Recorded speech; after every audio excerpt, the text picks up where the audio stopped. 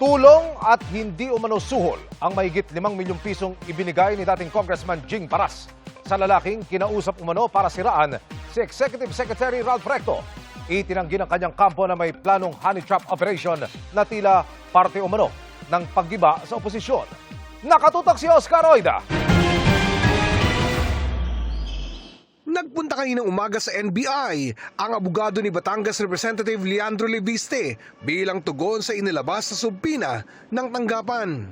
We just invoke Representative Leviste's right to remain silent. That's it. We deny any involvement. Again, no comment. Iniimbestigahan si Leviste kaugnay ng pagkakasangkot umano sa plano kung may mga kinuuhang mga babae para gawa ng di totoong kwento si Executive Secretary Ralph Recto.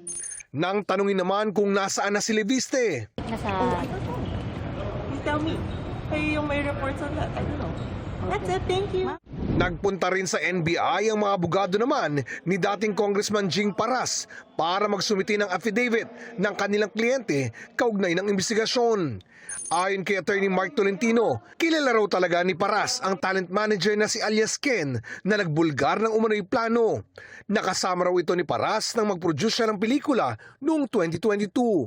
Pero wala daw plinanong honey trap operation. At sila raw ang nilapitan ni na alias Ken. Si Mr. Ken, sila ang nag-offer, nag-volunteer sila na may sasabihin na nangyari in 2025. So ang trabaho naman sa aking kliyente is tumulong lang na sa paggawa ng affidavit sa mga babae. So nagtawag siya ng mga abogado para magawa lang ng affidavit. Kaugnay naman daw sa sinasabing 5.5 million pesos na suhol. Di daw yun suhol, kundi tulong. Natatakot kasi itong si alias Ken na magsasabi na baka, kasi ang kalaban nila mataas na opisyal. So saan sila magtago? Anong gastusin nila? Pag magtago sila, baka harasin sila itong mga mataas na opisyal.